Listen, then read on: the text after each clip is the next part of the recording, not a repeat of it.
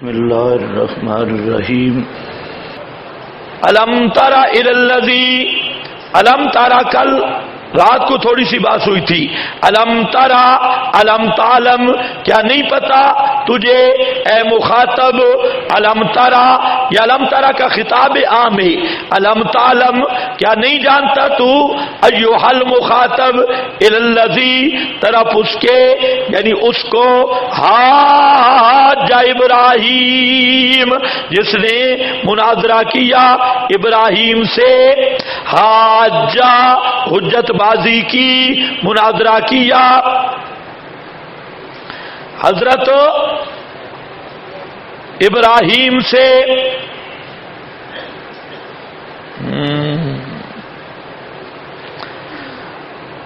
کہیں سختی تو نہیں ہو گئی نا الطاغوت پر؟ سوچ لو اولیاءہم طاغوت جہاں پر بھی سارے بدتی شدتی ہے. ماسٹر مینے جے شیطان, احمد رضا خان جے دجال, قادیانی جے خمینی جے, اور یہ ان کے چھوٹے چھوٹے چیلڑے گمن شمن یہ سارے شیاطین, اور خربوزہ کربوزہ والے بڑے شیاطین یہ سب الطاغوت یخرجونہم من النور. جب لوگ مسئلہ سنتے ہیں قرآن والا کہتے ہیں یار بات تو اشاعتیوں کی حق ہے, ادھر بیٹھا ہوتا ہے طاغوت نہیں من صلی اللہ علیہ بھی آ گئی ہے, فلانی بھی ہے, الو کا الو پتہ ہے لیکن جان بوجھ کے بے ایمانی ہے. اور کچھ لوگ کہتے ہیں یہ بڑی سختی ہے, سختی. اکبر اللہ آبادی بڑا عجیب آدمی تھا, مولوی تھا, اس نے بڑی عجیب بات کی جہاں پر کہتا ہے مغوی کو بھی بد کہیے ترغیب بد نہ کہیے ترغیب ہے یہ. مغوی گمراہ کرنے والا, مغوی کو بھی بد نہ کہیے ترغیب ہے یہ. لوگ کہتے ہیں مغوی کو بھی برا نہ کہو, اس کی ترغیب دیتے ہیں. کس سے میں کہوں کہ دل کی تخریب ہے یہ. کہتا ہے کس کو بتاؤں کہ مغوی کو برا کہنے سے روکنا دل کی تخریب ہے یہ. شیطان کو رجیم کہہ دیا تھا ایک دن, شیطان کو رجیم کہہ دیا تھا ایک دن. ایک شور مچا خلاف تہذیب ہے یہ, ایک شور مچا خلاف تہذیب ہے یہ. اکبر الہ آبادی کہتا ہے ایک دن میں نے شیطان کے بارے میں کہہ دیا رجیم مردود. سارے صوفیوں نے شور مچایا کہ اخلاق کے خلاف کیا ہے, شور مچایا کیا کیا ہے, خلاف تہذیب ہے یہ اخلاق نہیں ہے. آج بھی ملا یہی کہتی ہے جب بدعتی پہ ضرب لگے مشرک پہ ضرب لگے کہتی ہے یہ کوئی طریقہ ہے بیان کرنے کا, یہ اخلاق ہے. تو اکبر الہ آبادی کہتے ہیں مجھ سے قصور یہ ہوا کہ میں نے شیطان کو رجیب کہا تو لوگوں نے کہا خلاف تہذیب ہے جی, یہ تہذیب اور شائستگی کے اخلاق کے خلاف ہے. لہجہ ٹھیک نہیں, انداز ویسے ٹھیک نہیں, الفاظ کا چناؤ ٹھیک نہیں ہے. بے ایمانہ خود دجال ہے اور توحید کے بیان کو. اب یہ قرآن کی بھی اصلاح کریں گے. قرآن میں بھی زنیم کا لفظ آیا, قرآن میں الحمار کا لفظ آیا, قرآن میں قرادہ کا لفظ آیا, قرآن میں ان کو خنازیر شر البریہ کہا گیا. ابھی اگلا قدم ہے انہوں نے کہنا ہے کہ قرآن مقدس یہ بھی خلاف اخلاق ہے. ہم یہ لفظ اس لیے استعمال کرتے ہیں تاکہ لوگوں کو پتہ چلے کہ قرآن میں جو کچھ ہے وہ مولوی کے مصنوعی اخلاق کے خلاف ہے, من جانب اللہ پسندیدہ اخلاق کے خلاف نہیں بلکہ خلوق عظیم ہے. ایک آدمی ہو اس کی ماں بہن کے ساتھ کسی کی دوستی لگ جائے, غلط تعلق ہو. اب اخلاق کیا ہے کہ جب وہ دیکھے ماں بہن کے ساتھ تو کہہ رہے ہیں السلام علیکم, آ گئے ہو, ٹھیک ٹھاک ہو جی, چائے شائے پینی ہے. اس کو کیا کہیں گے؟ یہ اخلاق ہے یا بے غیرتی ہے؟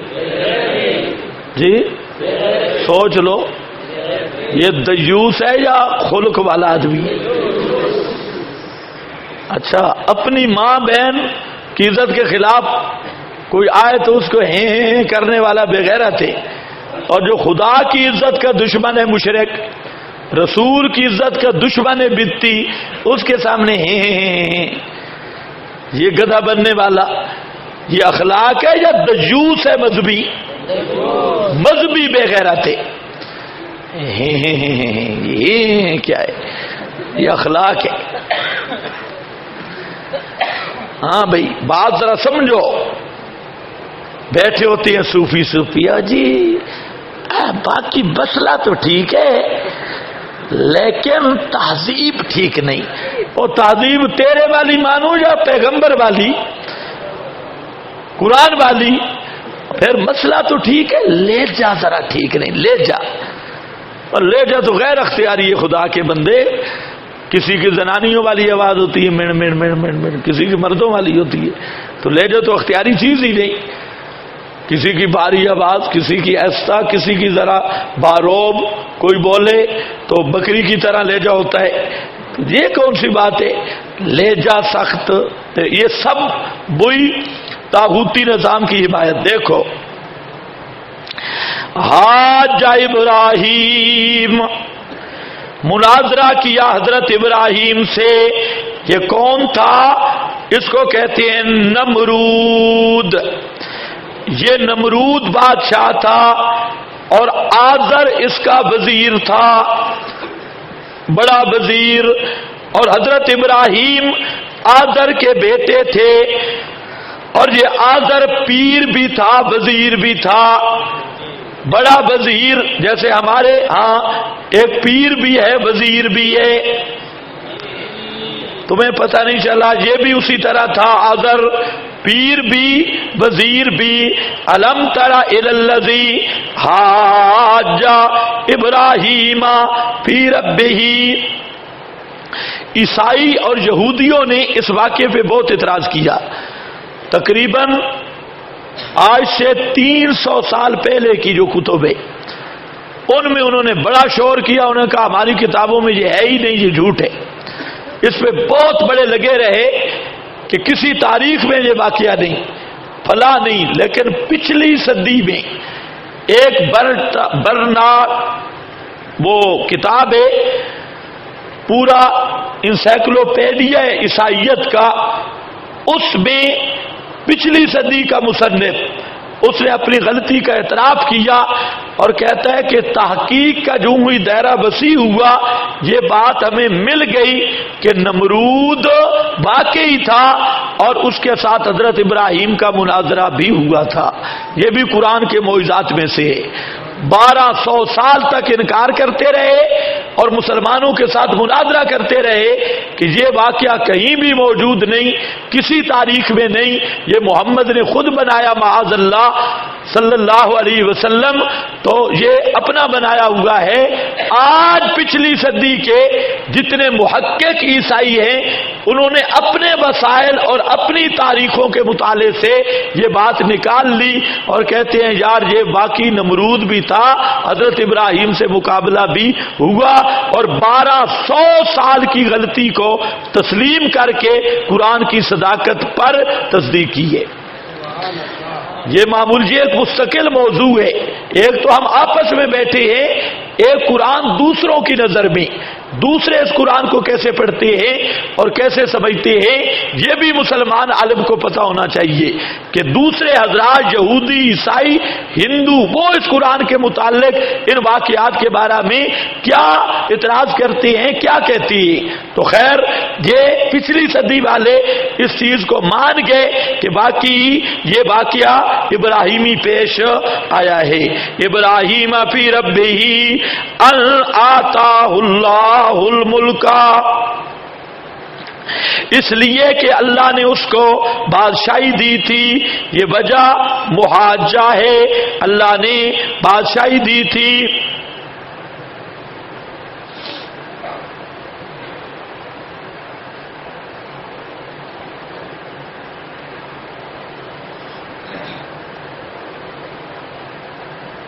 اچھا یہ بادشاہ تھا. اذ قال ابراہیم ربی، جب کہا حضرت ابراہیم نے ربی، نمرود نے پوچھا مر ربوں کا. او واقعہ جب پیش آیا نا، جھگڑا تو بنا جب حضرت ابراہیم نے سارے ان کے آلہہ کا پورا تچ بنا دیا. او ضربا بالجمیل، سب آلیہ کا رگڑا نکالا، کسی کے کان کا سب کچومر، اور جو اعلی حضرت تھا اس کے کندھے پہ رکھ دیا، باقی سب کو رگڑا لگا دیا. اس وقت یہ مسئلہ کھل گیا. مسئلہ کھلتا ایسے مسئلہ نہیں کھلتا چوں چوں چوں چوں. مولانا حسین علی صاحب رحمت اللہ علیہ، آج ان کو بھی بگاڑ کے پیش کیا جاتا ہے. حضرت وہاں بچنا جب آئے، مسئلہ سارے ملک تھے، انہوں نے اسٹیشن سے لے کے گھر تک وہاں قالینیں بچھائیں کہ ہمارا عالم فاضل بن کے آ رہا ہے. اس وقت عالم کوئی ہوتا تھا، پورے ایریے خالی تھے. تو حضرت جب مسئلہ بیان کرتے، ملک شلک سنتے اٹھ جاتے، کوئی پرواہ ہی نہ ہوتی، اور کوئی پرواہ نہ کرتے، کہتے لگا رہے مولوی ہے کوئی نہیں. ایک دن حضرت صاحب مسجد کے سیر میں تھے تو ملکوں کی زنانیاں گزری. حضرت صاحب نے پوچھا کدھر جا رہی ہو؟ دیہاتی ماحول تھا. انہوں نے کہا ہم نے منت مانی تھی کہ ہمارا کام ہوا تو ہم بکرا دیں گی بابے کی زیارت پر، تو ہم یہ بکرا لے کے جا رہی ہے. مولانا اللہ اچھا ٹھیک ہے. ملک سارے آ گئے، چودھری. مولانا حسین علی صاحب نے نماز سے سلام پھیرا اور کھڑے ہو گئے. فرمانے لگے کہ یہ جو ملکوں کی زنانیاں جا رہی تھی، اسی طرح کا چودھریوں کی، وہ بکرا لے کے جا رہی تھی. میں نے ان سے پوچھا تو انہیں منت کا بتایا. کہتے میرے بس میں نہیں ہے، اگر میرے بس میں ہوتا تو میں ان سے کلمہ پڑھوا کے ان کے آگے نکاح کر دیتا، پچھلا نکاح ایک بھی کوئی نہیں. اس سے لڑائی شروع ہوئی. بڑی لڑائی، بائی کاٹ. ایک مولوی صاحب تھے جو مولانا حسین علی کا مسئلہ سمجھے ہوئے تھے، تو وہاں حضرت صاحب کو نکال دیا گیا. لمبے چوڑے بائی کاٹ جنگل میں چلے گئے اپنے زمیندار زمین پہ. تو وہ شاگرد وہ بھی بھاگ گیا.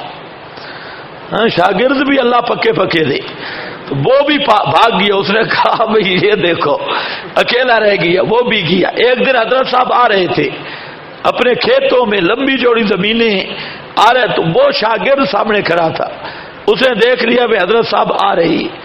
وہ بے ایمان ایک نالا تھا، کھالا نالا پانی کا، اس کے اندر سو گیا کہ حضرت صاحب دیکھے نہیں. خیر اس بات کا تو تجربہ ہے آج کل شاگرد وہی ہوتے ہیں کہ کم از کم استاد کہیں آئے تو چھپ جائیں بھئی اس کی نظر نہ پڑ جائے. کوئی کدھر کوٹ کیڑی کی طرح، کوئی کدھر، اور کوشش ہوتی ہے تو وہ بھی چھپا نالے میں لیٹ گیا. حضرت صاحب تو دیکھ چکے تھے وہ، تو حضرت صاحب سیدھے اس کے اوپر آ کھڑے ہوئے اور اسے کہا او تکھرا. تکھر کہتے ہیں سور کو. او سورا، تو مسئلہ سمجھا ہوا تھا، تجھے کیا ہوا؟ آگے سے وہ کہتے ہیں استاد جی توحید بیان کرنے کا بھی کوئی طریقہ ہوتا ہے.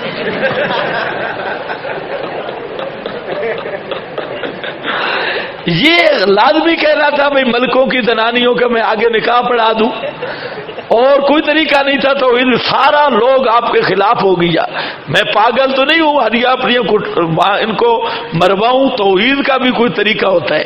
تو حضرت صاحب ہنسے اور اپنی میاں والی کی بولی میں کہتے ہیں مارا اے دس توحید مچی ہے کہ نہیں مچی؟ مسئلہ توحید کھلا ہے یا نہیں کھلا؟ کہ پہلے تو کھل ہی نہیں رہا تھا. اب جھگڑے لڑائیاں جب پڑی تو لوگ تبصروں میں بیٹھ گئے، یار یہ کیا مسئلہ کیا ہے؟ بیٹھکوں میں تبصرے، گھروں پہ. تو مسئلہ جب تک کھلے نہیں تو لوگ سمجھتے ہی نہیں، پرواہ ہی نہیں ہوتی.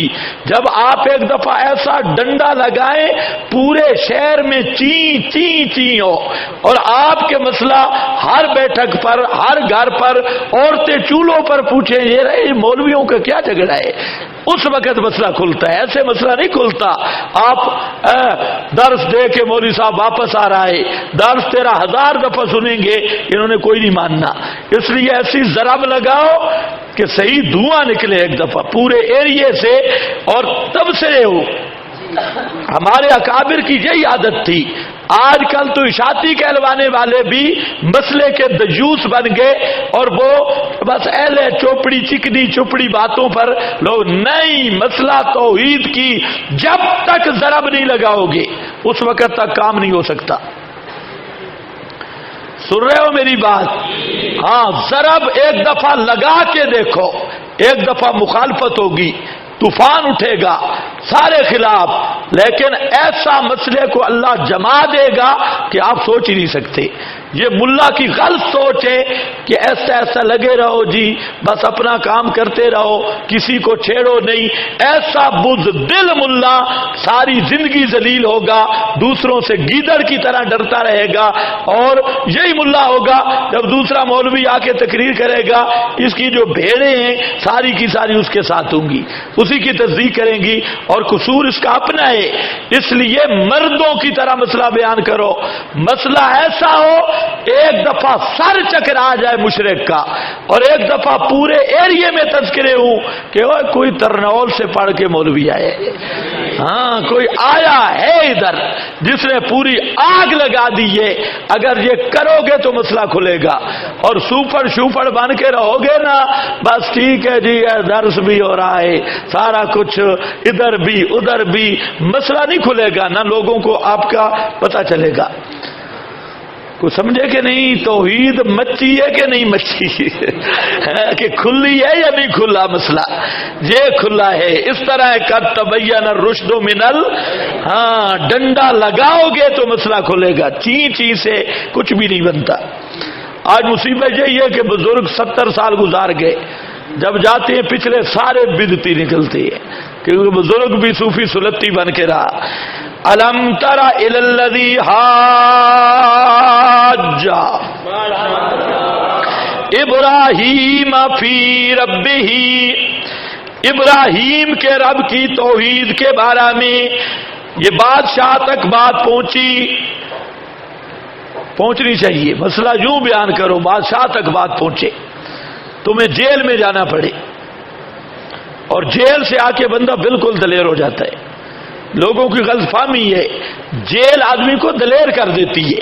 یہ کہتے ہیں جیل میں جائیں گے اور یہ بیچارے دال کھائیں گے اور مسئلہ چھوڑ دیں گے۔ میں کہتا ہوں خدا کی قسم، جتنا آدمی جیل میں بہادر بنتا ہے اور کوئی ٹریننگ سینٹر ہی نہیں، ان پاگلوں کو پتہ ہی نہیں، اصل سینٹر ہی جیل ہے، جو جہاں آدمی کو آدمی بناتی ہے اور آدمی کو بہادر کرتی ہے۔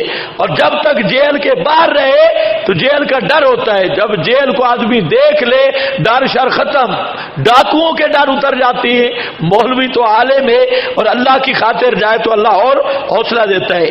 اس لیے جیل، ہتھکڑیاں، پولیس ایجنسیاں، وزیر کوئی کچھ بھی نہیں، کچھ بھی نہیں، کچھ بھی نہیں۔ خدا کی قسم یہ منتیں کرتی ہے۔ وہ میں نے وہ جو سجدہ کیا اس نے پاک پتن پر، تو اس پر جب رگڑا لگا تو اس کے بہت قریبی آدمی نے مجھے فون کیا، کہتے ہیں جی خان بہت پریشان ہے، بہت پریشان ہے، آپ نے اور کوئی مولوی نہیں بولا، آپ کیوں بولے؟ میں نے کہا خان کو کہو کہ توبہ کرے، خان مشرک ہو چکا ہے، پاک پتن کا سجدہ کر کے یہ مشرک ہو گیا، مشرک۔ تو لوگ بیچارے منتیں کرتے ہیں کہ ہماری یہ ہو جائے وہ ہو جائے، لیکن اللہ توحید کا ایسا روب رکھتا ہے کہ جتنے بڑے پوپ بیٹھے ہیں ان کا وضو نہیں کھڑا ہوتا، یہ نقض وضو کے دائمی مریض بنتے ہیں، لیکن یہ سب روب ہوتا ہے مسئلہ توحید کا۔ بادشاہ کے سامنے کھڑا ہے حضرت ابراہیم، اور بادشاہ بھی کیسا، جو اپنے آپ کو کہتا ہے انا ربکم الاعلی، میں اوتار ہوں سورج کا، سورج دیوتا ہے اور میں اوتار ہوں سورج کا۔ سورج کو یہ دیوتا سورج پرست تھے، اور اپنے آپ کو کہتا میں نمائندہ خلیفہ ہوں، اوتاروں اصطلاح بھی. تو حضرت ابراہیم سامنے کھڑے ہیں. اس نے پوچھا ابراہیم سے کس رب کی دعوت دیتا ہے, کیا نیا مسئلہ چلایا ہے؟ حضرت ابراہیم نے فرمایا رب الذی, رب الذی, میرا رب وہ ہے, یعنی میں اس کو حاجت روا مشکل کشا مانتا ہوں. الذی یحیی و یمیت, جو جان ڈالتا ہے اور جان نکالتا ہے. اللہ تعالیٰ کے تصرف کو پیش کیا. آپ کی توجہ میری طرف رہے گی, اشکال نہیں ہوگا. کس چیز کو پیش کیا؟ تصرف کی مثال پیش کی. کہنا یہ چاہتی ہیں کہ رب وہ ہے جو متصرف ہے, جو مدبر ہے, ساری کائنات میں تصرف کرنے والا اور تدبیر کرنے والا. رب وہ ہے. لفظ رب کا معنی بھی المتصرف ہے. میں نے آپ کو بتایا تھا رب المتصرف. ربی ربی, میں اس کو متصرف مانتا ہوں. سن رہے ہو میری بات؟ میں اس کو متصرف مانتا ہوں جس کے تصرف کی مثال ہے یحیی و یمیت. میں نے کیا مانا کیا؟ میں اس کو, یہ کہاں سے میں نے لیا؟ رب کے لفظ سے. رب کا معنی ہی متصرف ہے. تو ربی میرا رب, یعنی میں جس کو متصرف مانتا ہوں وہ ہے جس کا تصرف یہ ہے الذی یحیی و یمیت, جو جان ڈالتا ہے اور جان نکالتا ہے. قال انا احیی و امیت. یہ نمرود کا ذہن للڑوں اور بریلویوں والا تھا. حضرت ابراہیم کا مقصد کیا تھا؟ یحیی تحت الاسباب یا فوق الاسباب؟ معنی کیا تھا؟ جان ڈالنا. یہ دونوں اصطلاحات پڑھ چکی ہو. اور یہ جان ڈالنا احیاء ما فوق الاسباب ہے, جو خلق اور احیاء ایجاد ما فوق الاسباب. تو حضرت ابراہیم کا استدلال یہ تھا تصرفات ما فوق الاسباب پیش کرنا. اور اس نے کیا کیا؟ اس کا نمونہ تصرفات تحت الاسباب لایا. تحت الاسباب لایا. آج بھی اسی طرح ہوتا ہے. آپ جب کہتی ہے نا کہ علی مشکل کشا نہیں, آگے بریلوی ملا کہتا ہے کہ گولی قبض کشا ہو سکتی ہے, علی مشکل کشا کیوں نہیں ہو سکتا؟ اگر تم کہتے ہو بابا کچھ نہیں کر سکتا, ڈاکٹر کے پاس کیوں جاتی ہو, حکیم کے پاس کیوں جاتی ہو؟ کہتے ہیں کہ نہیں کہتے؟ دوائیاں کیوں لیتی ہو؟ یہ کیا ہے؟ امور تحت الاسباب. یہی ذہن تھا نمرود کا. اس نے یہی گڑبڑ کی جو آج کا مشرک ملا گڑبڑ کرتا ہے. حضرت ابراہیم کا مقصد احیاء اماتت ما فوق الاسباب. اس نے کہا یہ میں بھی کر سکتا ہوں. آٹا میں نہیں دیتا, پورے میں سپلائی کر رہا ہوں. اور کوئی جیل میں پڑا ہو اس کو میں سزا دے دوں, پھانسی, سزائے موت والے کو رہا کر دوں, تو انا احیی و امیت, یہ کام تو میں بھی کر سکتا ہوں. لیکن اس نے نمونہ تحت الاسباب پیش کیا.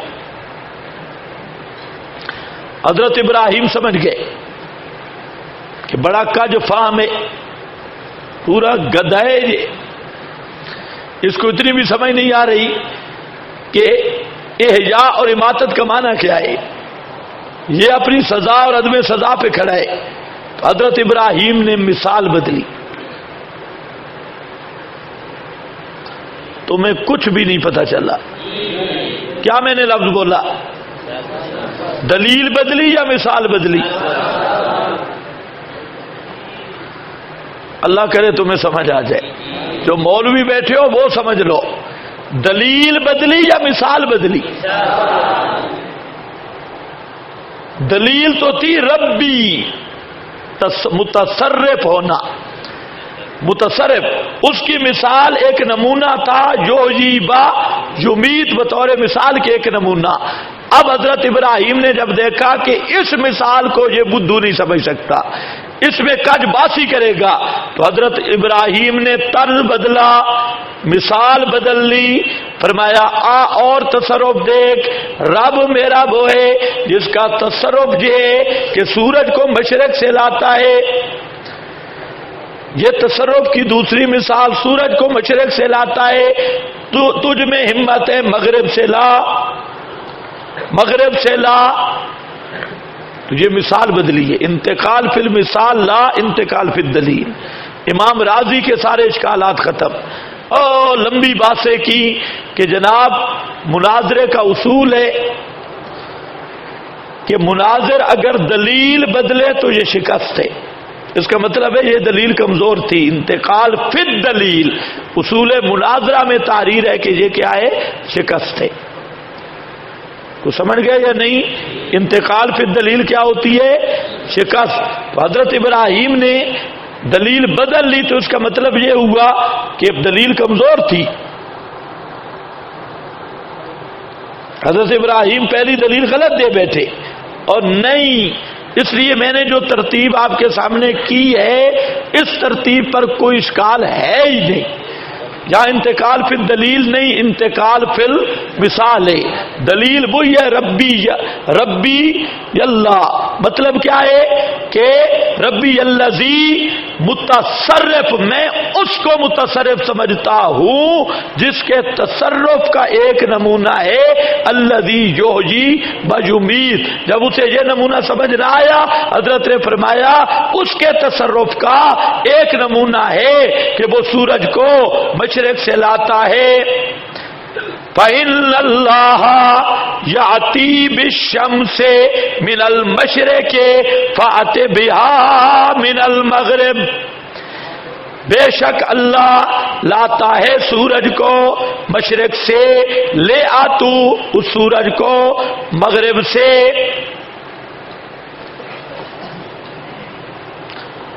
ایک تقریر یہ ہے جو میں نے آپ کے سامنے کی کہ دلیل نہیں بدلی، مثال بدلے. لہذا یہاں پر کوئی اشکال مشکال نہیں ہے. دوسری بات،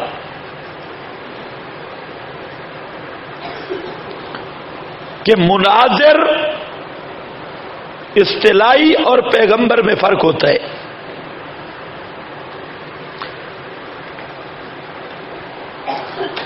پیغمبر کا کام ہوتا ہے رشد و ہدایت.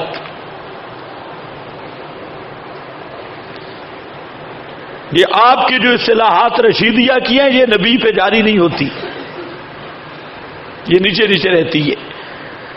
پیغمبر کا کام ہوتا ہے رشد و ہدایت. اور یہ حضرت ابراہیم کی شفقت اور منصب ہدایت کے مطابق تھا، عوامی ارشاد کے عین مطابق تھا. اس لیے یہاں انتقال فی الدلیل کوئی شکست نہیں ہے، بالکل جائز ہے. سمجھ گئے یا نہیں سمجھ گئے؟ یہاں پر مصلحت مقصودہ موجود تھی، اور جہاں مصلحت موجود ہو تو وہاں انتقال فی الدلیل ضعف دلیل کی وجہ نہیں ہوتی، بلکہ وہاں وہ مصلحت اور ارشاد شفقت کی بنیاد پہ دلیل بدلی. دلیل کی کمزوری کی وجہ سے دلیل نہیں بدلی، شفقت اور ارشاد کی بنیاد پہ دلیل بدلی. تو اگر شفقت و ارشاد کی وجہ سے دلیل میں تبدیلی کی جائے تو وہ دلیل کمزور نہیں ہوتی. حضرت ابراہیم سمجھ گئے یہ کج فام ہے، بدھو آدمی ہے، اس کو جتنا یہ میں ابھی کہہ سکتے تھے کہ ابھی یہ جو کسی کو مار کے ابھی زندہ کر، لیکن وہ کام لمبا تھا. پیغمبر ان پیچیدگیوں میں نہ ڈالتے ہیں نہ پڑھتے ہیں، ان کی دعوت سادہ ہوتی ہے. انہوں نے اس نمونہ کو چھوڑ کر ایک دوسرا نمونہ پیش کر دیا. تو یہ انتقال ذوف دلیل کی وجہ سے نہیں، بلکہ انتقال ہے منصب نبوی کی وجہ سے. انتقال ہے پیغمبری منصب شفقت رحمت کی وجہ سے. اس لیے یہ مناظرین والے قانون حضرت ابراہیم پہ جاری نہیں ہوتے. اس سے یہ ضابطہ نکلتا ہے کہ اگر مد مقابل مناظر کا جو فہم ہو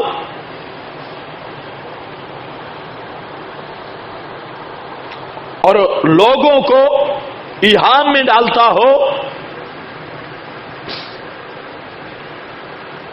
تو وہاں پر انتقال فی الدلیل بھی جائز ہے،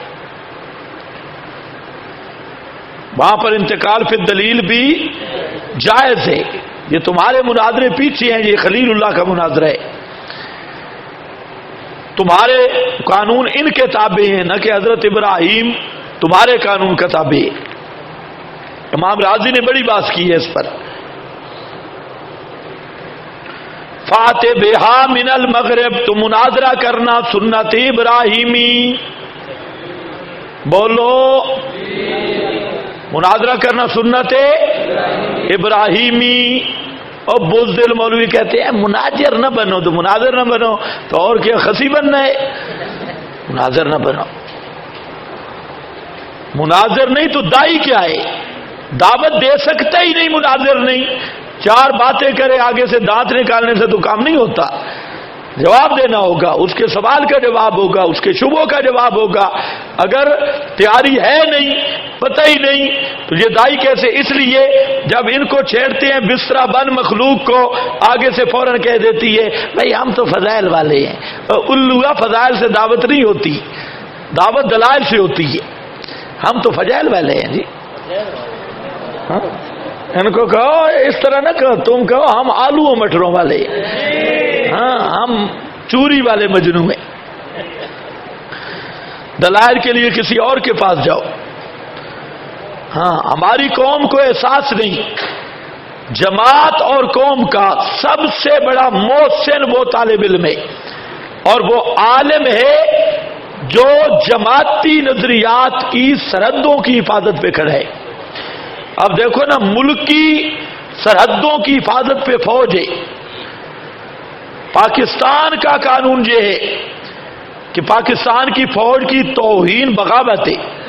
اگر پاکستان کی فوج کے خلاف بولتا ہے کوئی تو وہ باغی ہے، کیونکہ وہ سرحدوں کی محافظ فوج ہے۔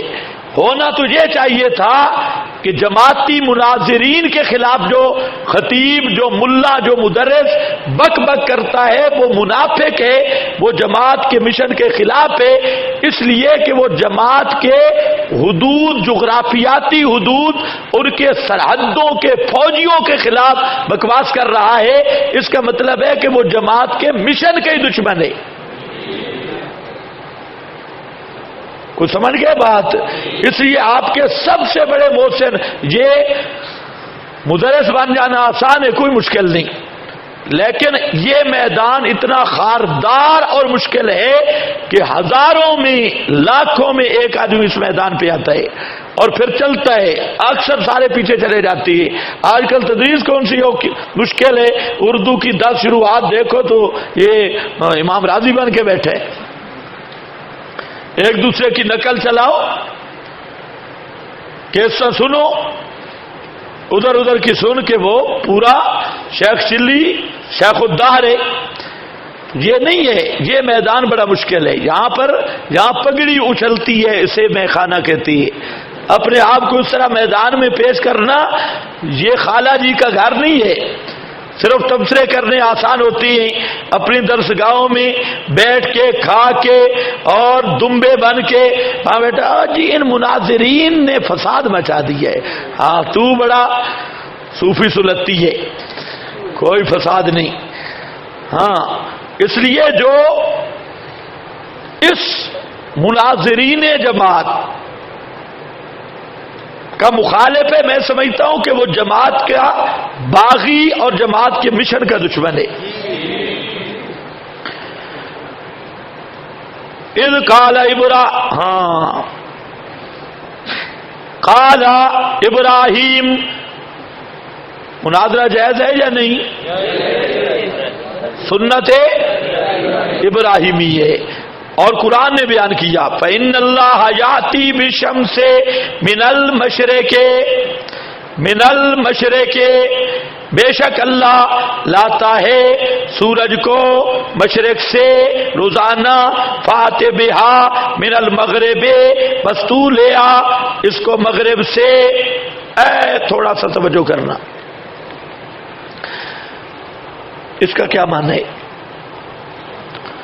یہ جو نمرود تھا یہ سورج پرست تھا اور اپنے آپ کو کہتا تھا اوتار شمس، خلیفہ اوتار، مجاور جس طرح بنے ہوتے ہیں اوتار. حضرت ابراہیم نے اسے کہا کہ تو کہتے ہے سورج الہ ہے اور تو سورج کا اوتار ہے، بس سورج کو ذرا کہے، اپنے الہ کو کہے کہ اپنا رخ بدلے، اپنا رخ بدلے، تھوڑا سا رخ ہی بدل دے، یہ کہے. تو مقصد یہ تھا، اس نے جب دیکھا کہ یہ تو کام گڑبڑ ہے، حضرت ابراہیم نے یہی ثابت کرنا چاہا او بے وقوفا، تو اس کو الہ سمجھتا ہے جو صرف اپنا رخ ہی نہیں بدل سکتا تو جہان پہ تصرف کیسے کرے گا؟ اپنا رخ نہیں بدل سکتا تو لوگوں میں متصرف کیسے ہوگا؟ ایک تقریر یہ کی گئی ہے کہ یہ نمرود جو تھا یہ کیا تھا؟ اوتار. اور الہ کس کو مانتا تھا؟ سورج کو.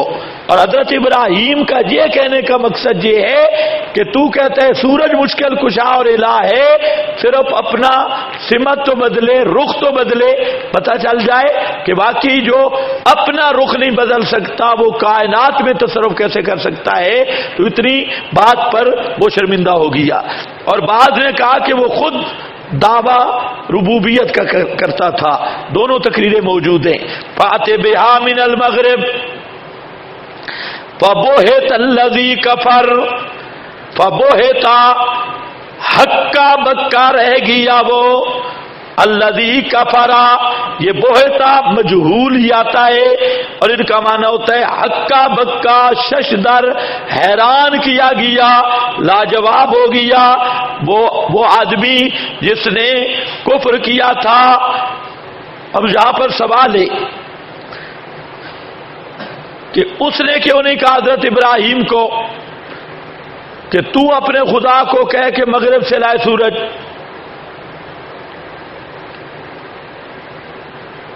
سمجھے کہ نہیں؟ اس کے بڑے جواب دیے گئے، لیکن میں کہتا ہوں باہر جانے کی ضرورت نہیں، اندر دیکھو. فبوہتا کیا ہو گیا؟ بوہتا کیا کہتے ہو پشتو میں؟